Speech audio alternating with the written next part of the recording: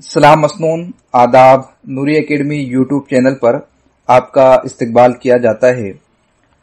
उर्दू अदब के बाज नाकिदीन के नज़दीक मिर्ज़ा गालिब और डॉक्टर इकबाल के बाद उर्दू के सबसे अजीम शायर फैज़ अहमद फैज़ का नंबर आता है।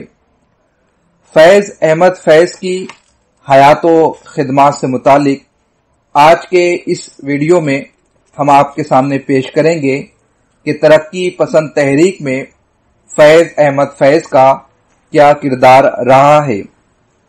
आपने किस तरह फौज में मुलाजमत इख्तियार की, हिंदुस्तान और पाकिस्तान की तकसीम के बाद आपकी क्या सरगर्मियां रही, रावलपिंडी साजिश केस में आपको क्यों जेल में जाना पड़ा और आपकी जिंदगी के वो कौन से अहम नुकात है, आपके मजमुए कलाम की तादाद क्या है, उनके नाम क्या है और आपकी नसरी तसानिफ क्या है।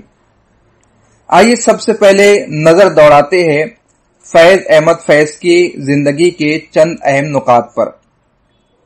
1938 से 1942 तक माहनामा अदब लतीफ के फैज़ अहमद फैज़ एडिटर रहे थे। 1947 के बाद पाकिस्तान टाइम्स, जो कि अंग्रेजी मैगजीन है, फैज़ ने उसकी एडिटरशिप की जिम्मेदारियां संभाली।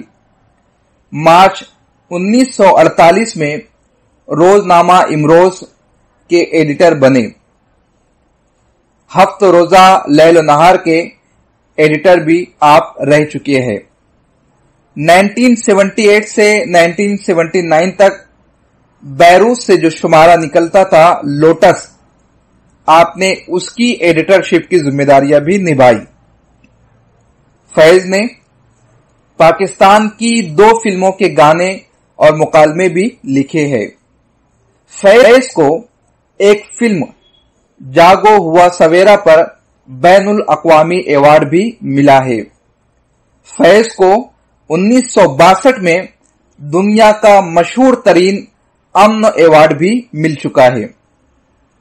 नक्श फरियादी, दस्ते सबा, जिंदा नामा, दस्ते तहसंग, सरे वादिये सेना, शामे शहर यारा, मेरे दिल मेरे मुसाफिर, साजे सुखन हमारे, नुस्खाए वफा, ये फैज़ अहमद फैज़ के शेरी मजमुए हैं। जबकि मीजान, सिलिबे मेरे दरीचे में, मताए लोहो कलम, मह वो साले आशनाई, कर्ज दोस्ता, ये फैज़ की नसरी तसानीफ है। इजमाली जायजे के बाद आइए फैज़ अहमद फैज़ की शख्सियत से पर्दा उठाते चले। तकसीम हिंद से पहले 1911 में सियालकोट में फैज़ अहमद फैज़ का जन्म हुआ। फैज़ अंजुमन तरक्की पसंद मुसन्निफीन तहरीक के फ़आल रुख और एक मुमताज इश्तिराकियत पसंद कम्युनिस्ट थे। फैज़ के वालिद सुल्तान मोहम्मद खां एक इल्म पसंद शख्स थे।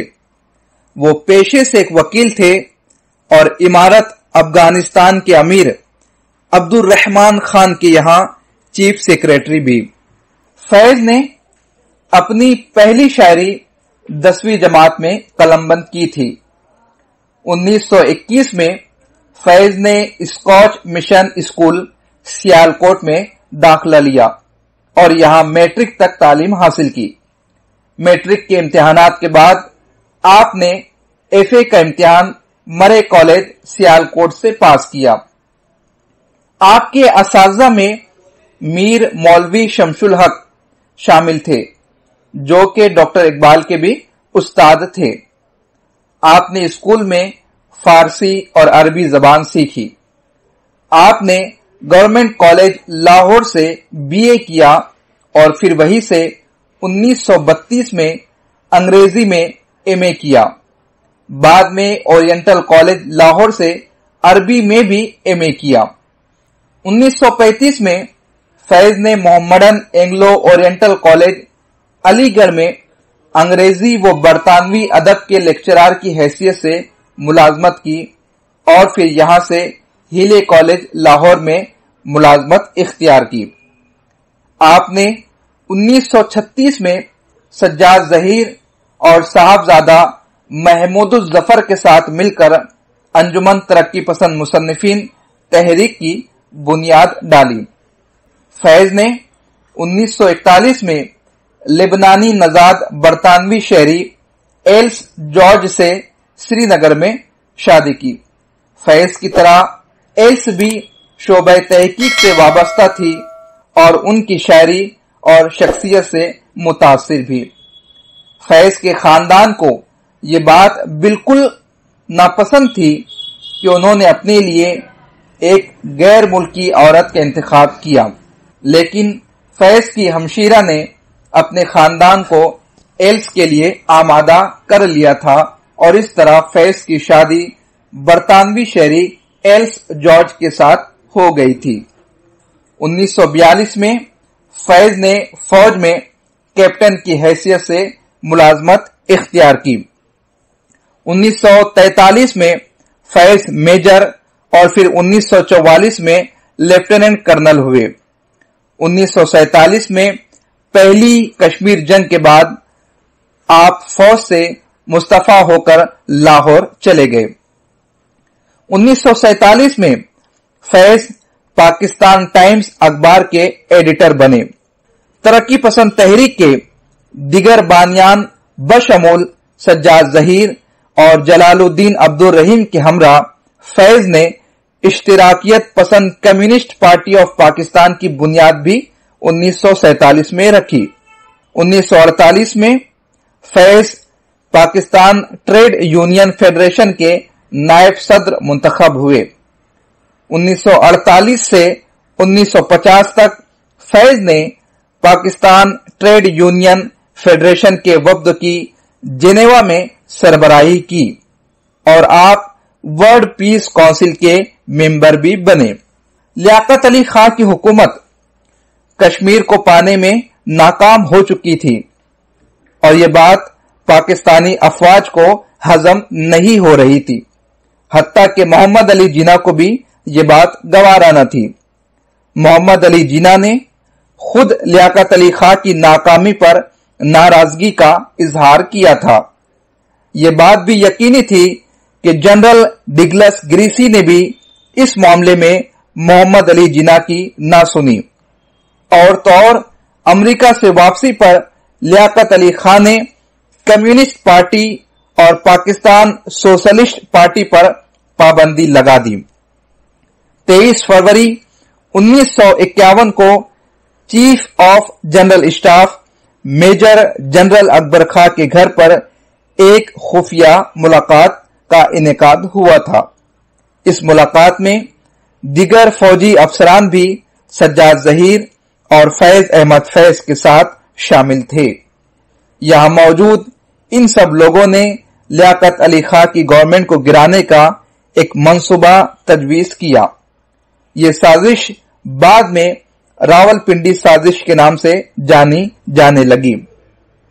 9 مارچ 1951 کو فیض کو راول پنڈی سازش کیس میں معاونت کے الزام میں حکومت نے گرفتار کر لیا۔ فیض نے 4 سال سرگودا، ساہیوال، حیدرآباد اور کراچی کی جیلوں میں گزارے، جہاں سے آپ کو 2 اپریل 1955 کو رہا کر دیا گیا۔ آپ کا مجموعہ کلام زندہ نامہ کی بیشتر نظمیں اسی عرصے میں لکھی گئی ہے۔